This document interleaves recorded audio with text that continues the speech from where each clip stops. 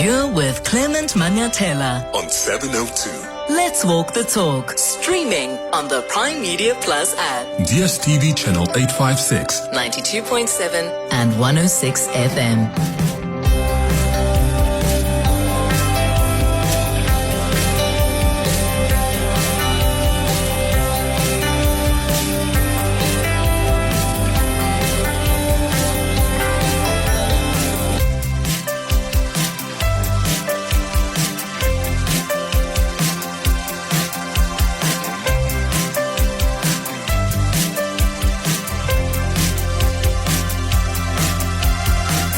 8 minutes after 9 o'clock. Dumelang, welcome to the Thursday edition of the Clement Manyathela Show. It's wonderful to have you with us here on 702 Hope or Grant this morning. The 702 open line starts now on 011-883-0702. The WhatsApp line is 072-702-1702. Guess who's visiting us in Joburg today? The number one citizen, President Cyril Ramaphosa. He will be undertaking an oversight visit in the province, meeting with the Gauteng executive and the city of Johannesburg. Will be accompanied by some ministers and deputies. And the question is his visit really to the city, or is it to the offices of the province and the city? The Sowetan newspaper on their front page today, they're asking the president, as he visits the city, to fix it. You may be aware the president made an unannounced visit to the Johannesburg inner city at the weekend, and hopefully he saw the degradation of the city firsthand. And I want to know from you, where do you think the president should go as part of his visit to the province, as part of his visit to the city, a city that is teetering on the brink of collapse? What is that one place that you think he must visit that can give him the true state of the city? What is that one place? Just go to that place and the president will see the true state of the city. 011-883-0702. And then this bizarre decision by the Minister of Police to not release the IPID report on Phala Phala. What do you make of that? He says, this is the minister now, Senzo Mkhunu. He says the report can't be made public until it was declassified. But why was it classified to begin with? You see why South Africans have believed that there have been attempts to shield the president from accountability? This is critical information. It pertains to a matter of national interest. Why is it top secret? I mean, the Phala Phala scandal is so wild, eh? And it is so wild. And even with all that we know, President Cyril Ramaphosa and anyone else linked to the Phala Phala scandal are actually off the hook. Because remember, the NPA said there's no reasonable prospect of a successful prosecution based on information contained in the docket. So they've decided not to prosecute the president or anyone else for that matter. But I don't think this matter is far from over. The EFF has since gone to court. I do suspect also that a private prosecution may be considered for those interested in the matter. But then what will that bring about? Because courts don't work with feelings. Courts work with evidence and witnesses who can test that evidence. And if you don't have that, then it's a futile exercise. I'm honestly just surprised that not even a single person is going to be held accountable for how things were handled here. Because so much still doesn't make sense, at least to me. I don't know about you. Someone arrives in a country with cash. He doesn't declare it at the airport as expected. He goes to a farm owned by the president, buys cattle, and that cattle doesn't get delivered to him years later. And the foreign currency he used to buy the cattle is stored in couches. That foreign currency transaction doesn't get declared and reported to the bank within 30 days as required by the law. And then the Reserve Bank comes and tells us, no, there's nothing wrong there. That transaction wasn't perfected. Remember that? The Reserve Bank told us the president and his firm didn't have to declare that foreign currency because the transaction was not perfected, meaning the cattle was not delivered or fetched. Therefore, the transaction was not complete. What? So it wasn't a sale? How? Kanjani. When I looked at the receipt that was given to this businessman who bought the buffaloes, it doesn't say anything about a deposit. It says, and I quote, "This is to certify that I, Sylvester Ndlovu, who was the farm manager, received a sum of $580,000 from Mr. Hazim on the in December 2019 at Phala Phala for the payment of 20 buffaloes from Camp 6. End quote. That's what that receipt said. And in the interviews that Hazim did with the media, he never, not once, said he paid a deposit for the buffaloes. He said he made a payment for the buffaloes and all that was left was to fetch them. And to this day, my friends, this man paid for something that's never been delivered unless it has been. If anybody knows that, let me know. So where does this idea that it was a deposit come from? But then again, this is South Africa, right? It's alive with possibilities. Even the president's head of security, Mr. Ruode, is off the hook, even though the public protector found him guilty of improper conduct for his handling of the theft. Make it make sense. And now there's a report that has been classified. Hi. Clement Manyathela. Streaming on the Prime Media Plus app. DSTV channel 856 92.7 and 106 FM. Well, morning, Clement. He must visit Hillbrow. The president must visit Hillbrow. Yes. Good morning, Mr. Clement. Hope you're well. I would love for the president to visit Joburg CBD. I'd love for him to drive inside Joburg CBD, Hillbrow, Yeovil, all those places, see the buildings that are falling apart, the dirt on the street, the grime. And that's the true state of how the city is and how it's doing. Good morning, Clement. If you want to see the true state of affairs, then the president just needs to drive on the N12 heading to Joburg from Boksburg Benoni. You can take the Craft Road off-ramp and then drive through on that road all the way through to the southern area of the CBD of Johannesburg, and you can see exactly the deterioration and the utter destruction of all infrastructure along that route. You'll see the squatter camps, you will see the traffic lights that are no longer traffic lights and they become stop streets, and then the stop streets that have been stolen and are no longer even stop streets. And he will see a perfect example of exactly how province has deteriorated under the ANC governance. Thank you. Bye. Hi, Clement. It's Daniel here. When you talk about the criminal justice system, the system is rotten to the core. Like, really now, I'm battling with this Randfontein subs. They don't want to go and do the test that they themselves, Clement, they shooted the tear gas and my brother passed away.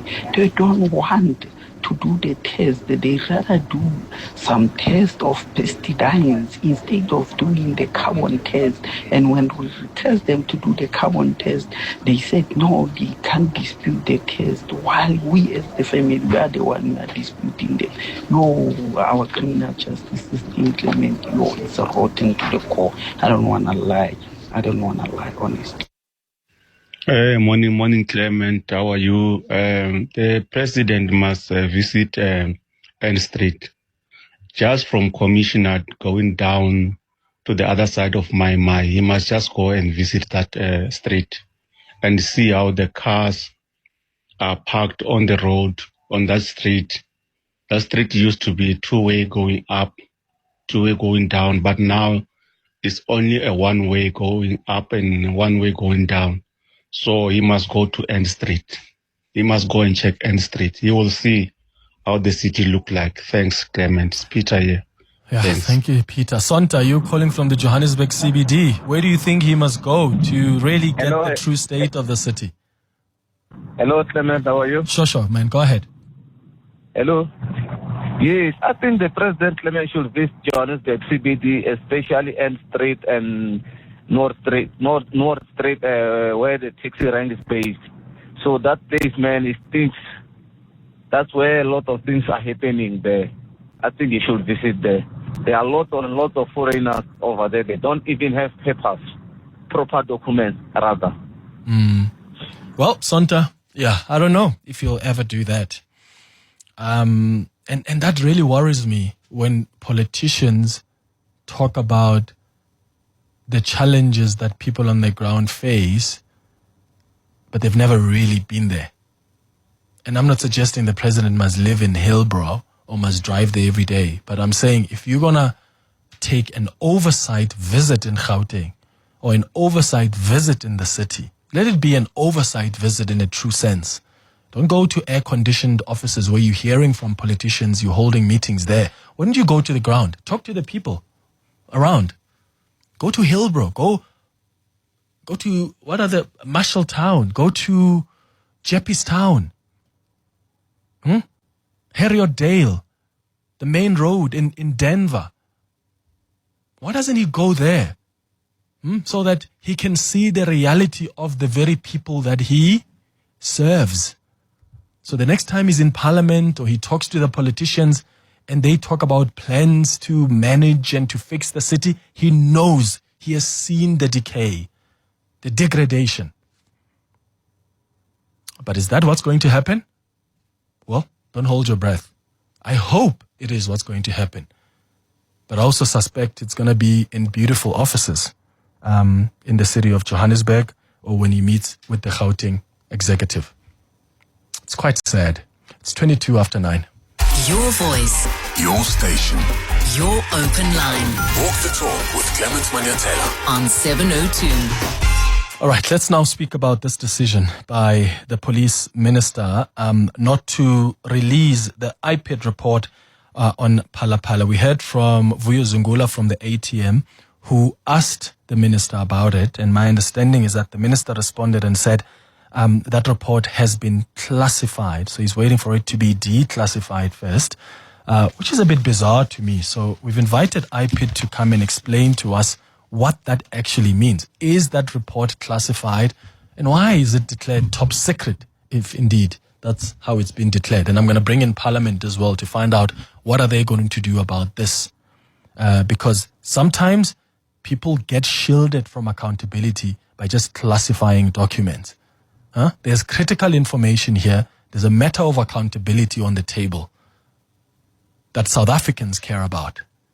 So why must a report like that then not be made available to the public, be made available to Parliament that's supposed to hold you accountable? Let's start with Lizzy Suping, who is the spokesperson for IPID, joining us now on the line. Lizzy, thank you so much for making time. Good morning. Good morning, Clement. Yeah, Good morning to the listeners. Thank you for your time. Is this report classified, this IPID report on Phala Phala? Yes, it is classified. And the reason for us okay, let me just put into context first that as IPID, we're investigating the conduct of the police officers who allegedly failing to report an alleged crime that happened at the farm. And then in terms of our work, we did the investigation and the report is classified because we are trying to protect the information of witnesses because there's a parallel criminal case that is being done by another stakeholder, which is the DPCI. And that is the reason why we have classified the report. But the NPA has already decided that it's not going to prosecute. We were not dealing with the criminal element, but remember, for as long as there's a parallel process that has to happen in court, we cannot declassify the report. We need to continue to protect those witnesses that we had interviewed during the process, but also to protect our information so that it does not prejudice the other processes. Okay, I hear that, Lizzy. What's confusing me, though, is the NPA announced late last year that the Hawks have sent them, right, all of their investigations that have been concluded, and the NPA has decided that no one is going to be prosecuted. Are you suggesting to us that the Hawks is still investigating? From our side, I would say that we have done our investigation. We made recommendations to staff to institute disciplinary processes.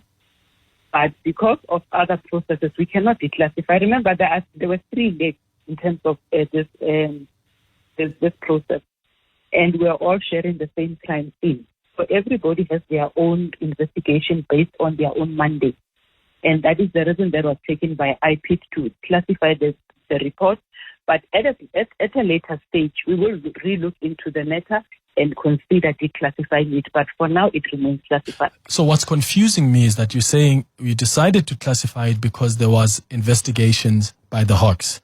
And I'm putting it to you that my understanding is that those investigations are complete. And I've asked the producers now to call the Hawks to confirm that. If the Hawks are still investigating anything on Phala Phala, that's not my understanding.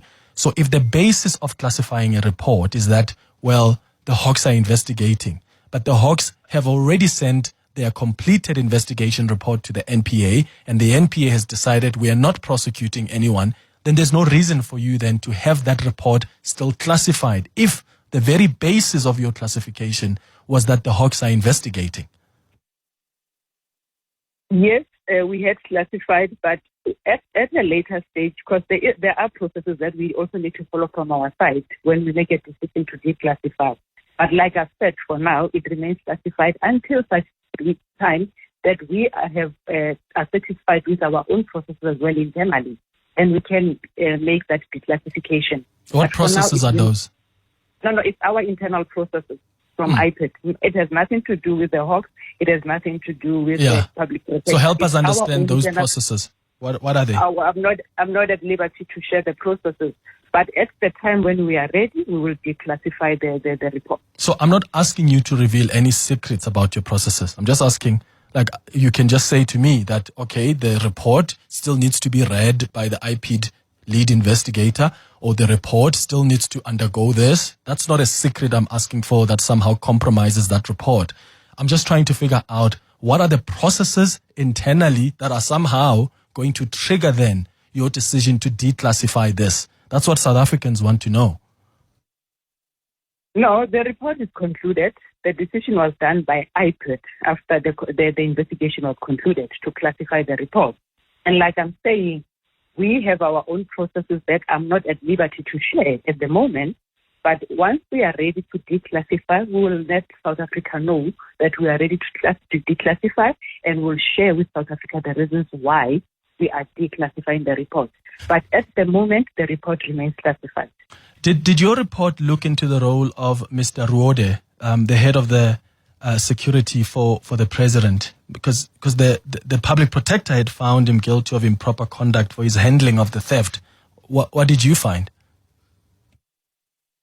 Mr. Ruode is one of the police officers obviously implicated. And like I say, we will not be able to share the report. It is classified. We will not be able to share the content of what is contained in the report. It is classified.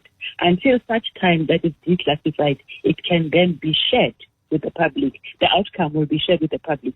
But currently, it's not possible to can share the contents of the report. Is that how you deal with all your reports? When you investigate matters, you just classify them? No, we don't just classify. We look at the sensitivity of the issues. This report was classified at a time or after we had concluded our report, and we looked at the sensitivity and nature of the report. There are officers implicated, and I will not be able to, like I say, engage for now with the public about the contents of the report. But at a time, once we've made a decision to declassify, we will then be able to share with the public. Interesting. Lizzy, thank you so much for making time for us. Lizzy Suping is the spokesperson for IPID.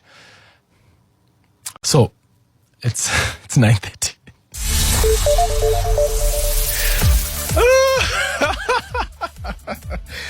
Oh my God. Yeah. So I really think that the reason a lot of South Africans or some South Africans feel like the president, or there have been attempts to shield the president from accountability, is things like this. I'm honestly not satisfied with that response, and I'm going to bring in is it Ian Cameron from Parliament to come speak to us about the processes, because maybe it's because I don't understand the internal processes of IPID, right? And I'm not suggesting IPID must be reckless here and just release reports, even though that's going to compromise some, witnesses. But if the basis of your classification was on the fact that the Hawks are still investigating, if the Hawks are not investigating, then why is that still not classified? Why is that not declassified? Because my understanding is that the NPA decided we are not Your voice, Your station. your open line Walk the talk with Clement Manyathela. on 702. 23 minutes before 10 o'clock. Let's go back to your calls. President Cyril Ramaphosa is visiting Johannesburg today. He's meeting with the Gauteng executive. He's going to be meeting with the Johannesburg executive, if I'm not mistaken, or will be addressing the council, if I'm not mistaken. But yeah, he's meeting with the leadership of Johannesburg, but also the leadership of Gauteng. I'm also asking you about this Phala Phala report that's been completed by IPID that is now classified. The police minister hasn't released it because he says, I'm waiting for it to be declassified. Ian Cameron is the chairperson of the Portfolio Committee on Police, who's going to be speaking to us in a moment. Good morning, Clement. This is Selma from Roodepoort. That lady's running rings around you. She has no intention of telling us the truth. She's just ducking and diving. It was a waste of time interviewing her. Thanks for a lovely show. Bye. Morning, Clem. David Sean here. I think that this spokesperson was not really ready for your questions, man. She was just coming here to defend and defend and defend. Not even one question did she answer. Such basic questions. Hi, Clement, we're being led, my brother. A great show as always. Well, Ian Cameron is the chairperson of the Portfolio Committee on Police. Ian, thank you so much for making time for us. Good morning. Good morning. Thank you. So, has this been communicated to you as the Portfolio Committee on Police, this decision by IPID 1 to classify this, and the decision by the Minister of Police not to release this report, waiting for it to be declassified? And do you have any information on when that's possibly going to be? No, unfortunately not. Nothing has been communicated to the committee, certainly not to me either in an individual capacity. Yesterday we did have a committee session, but this wasn't brought to the fore at all. I learned about it in the media, and I share many of the same questions. I listened to your discussion earlier with IPID as well, and I share many of the same questions, which we obviously will ask. It is quite frustrating because I think there's a lot of this in public interest, and it should be handled as such. Yeah, absolutely. So what's the next step then from the Portfolio Committee? Will you be asking these questions to IPID? Will you be asking these questions to the police minister? What's your next step? I don't have it in front of me at the moment, but I think next week we actually, I think it's part, or there are IPID-related matters on the schedule for next week's committee. Yeah. And with the police committee, we don't have to hold back on questions. The members in the committee are extremely open to asking direct questions, so I'm sure it will come up. I'll also ask certain things regarding this, and we must have some kind of clarity. Look, if there are specific things regarding the disciplinary or the internal process by the specific police members that could negatively influence the witnesses or something like that during the process, there's a part of me that can understand, but then that needs to be said. Yes. Then we need to play open cards as to what exactly will be. Would it be detrimental to if it were declassified, or if it weren't classified at all from the beginning? But the fact that it's been classified and there's no explanation whatsoever, especially regarding misconduct by PPS, specifically Presidential Protection Services before, it is worrying. And we all remember what happened just over a year ago when traveling to Eastern Europe. We saw what happened with the Deputy President's protection detail when they assaulted those civilians next to the highway. And so the list goes on. So it kind of does start creating a little bit of a distaste when it comes to Presidential Protection Services, almost as though they sometimes are a law unto their own. And it's unfair to the good members. There are many dedicated police members that also serve there. But unfortunately, there seems to be that there's a small group that can act with impunity. Yeah, and of course, I mean, you can still release the report, and if there are aspects that are sensitive, you can somehow find a way to, maybe conceal that. But Ian, I'm looking forward to them appearing before Parliament, and hopefully they'll give you guys proper questions. Thank you for speaking to us. Ian Cameron is the chairperson of the Portfolio Committee on Police. Does it make sense to you that an IPID report on Phala Phala is classified? As I said, once again, I do understand if there is sensitive information in that report, but all of that could be concealed. There's a way you can deal with this matter. But it's not enough for us to just be told the matter is the report is classified because the Hawks were investigating a matter. But the Hawks finished their investigation and sent a report to the NPA last year. We spoke about this on the show. And the NPA said, we've taken a decision not to prosecute anyone. What becomes the reason then? To say, we are still classifying this document. And my worry here is that this is a matter of national interest. That's the biggest scandal ever to face President Cyril Ramaphosa. And there are many South Africans, or some South Africans, who from the beginning have always felt like the president is being shielded from accountability. Remember the SARS report that was released on that money that was not declared? Remember the SAB report, the South African Reserve Bank report that was released that said, president didn't do anything wrong. This thing was not perfected. Remember the public protector's report that was released, the president public protector who cleared the president in the Phala Phala saga, but only found that Wali Ruode, who's the head of his security, acted improperly. So there are a number of institutions here. There are some institutions that have come out to clear the president, like the Reserve Bank, like the Public Protector's Office, the NPA, which has decided, well, we're not going to prosecute. And then you've got a matter like this now in a report, and we're told it's just classified. That doesn't help to deal with the perception that already exists out there that the president is being shielded from accountability. What are your thoughts? You see how irritating this government is, Clement. You see all of these institutions about IPID, how they are working right now. They feel entitlement, but they are serving us, the people of South Africa. We want answers, and they are not giving to us. But this entitlement that they need to protect others in government, it's unfair. And that's why we need to get rid of these guys, the ANC in government. Case in Kahis. Yeah, hence we are in trouble, as most people say in South Africa. We are in serious trouble. Spokesperson, very evasive, very deliberate to mislead, the public. Very simple question.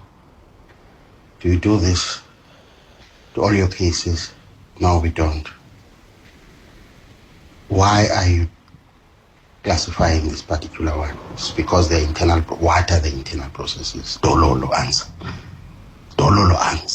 Straightforward. Simple question. We're in trouble. We're in serious trouble.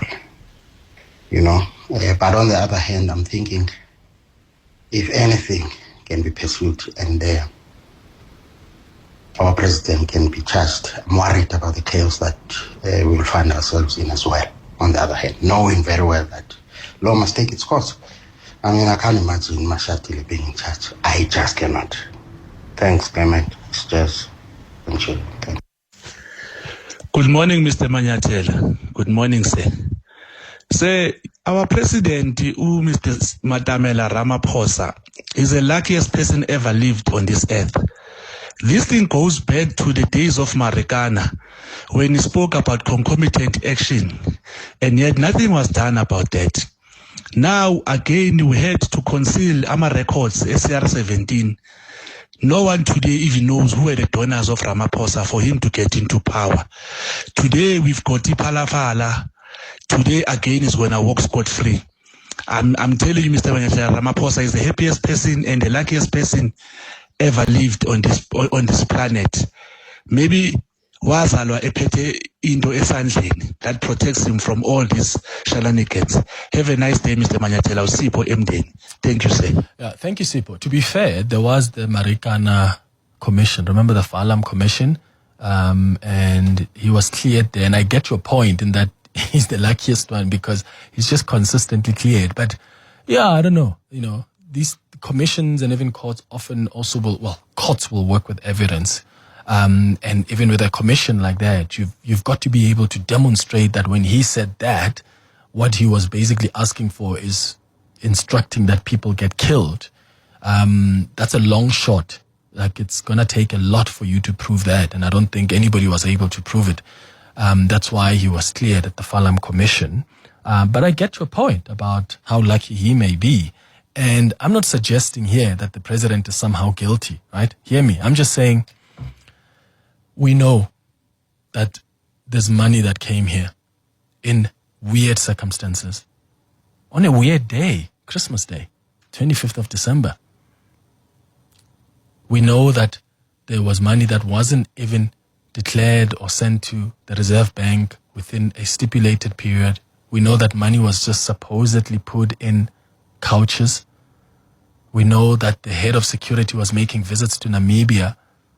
There were attempts to somehow hide some of the information. That's why the public protector said the head of security acted improperly. So there are so many things that are not making sense about this Phala Phala saga. And to know that nobody's going to be held accountable, no one, that's shocking. Okay, put the president aside. No one is going to be held accountable, even with all the questions we have. Anybody in their right mind will see that something is weird here. This is not normal.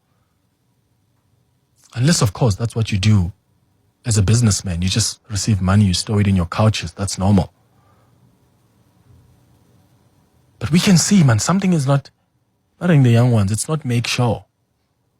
And no one is going to be held accountable. And there are reports that are classified. Hi.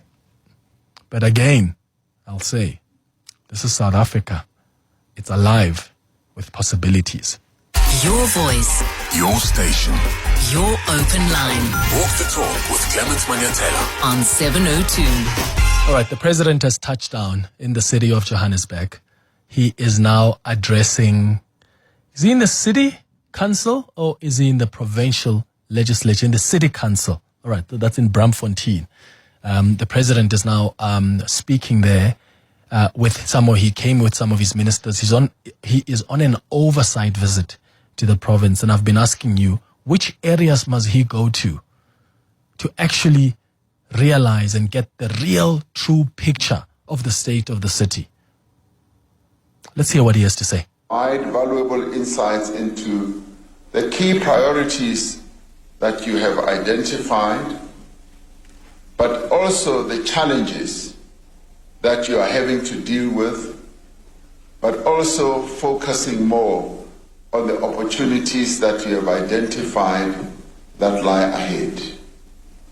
What emerges from this meeting must not remain as just plans on paper.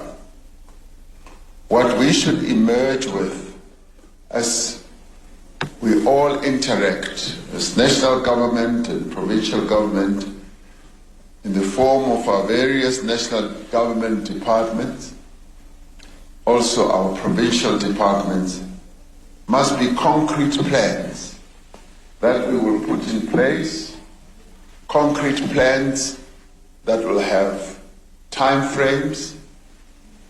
The outcomes of this meeting must be transformed into practical as well as measurable interventions that directly benefit the people of Gauteng. Now, through a collaborative and solutions-oriented approach, we must be committed to drive sustainable development and also focus on service delivery and enhance the quality of life of all who call this province their home. It is an important and key moment that we need to seize. But as we seize it, we must ensure that we embark on initiatives that are going to be demonstrable, that are going to be clearly visible to our people as initiatives that will lead to the improvement of their lives. And this determination needs to be spread out amongst all of us. We also need, as national government, yes, to work with you, to assist you as you begin to showcase what Gauteng can offer, what Gauteng is all about as well. Yeah, that's the president there speaking live from the city council here in Johannesburg. Where should he go? Where is he going to really see the real state of the city? Yeah, the way he's dressed doesn't look like he's going to be leaving these air-conditioned offices. This oversight visit, it's basically an oversight visit to the offices of the Johannesburg government or the Gauteng provincial government. It's not an oversight visit in a true sense, that he's actually here to also engage and see what you, as a resident of the city, have to deal with on a daily. Katie, you're calling us from the Johannesburg CBD. Sadly, he won't be coming there, I don't think. What are your thoughts? Good morning. I'm just disappointed that he's not coming. Morning, Clement. We have some serious issues here. I live in the area, which is close to the Nelson Mandela Law Firm Museum. So that's full of evidence every night. The falls around the area, the magistrate's courts. We have Albertina Sisulu and Walter Sisulu Park just across the road from our building here. We have squatters there. These people have not been paid by some company they worked for.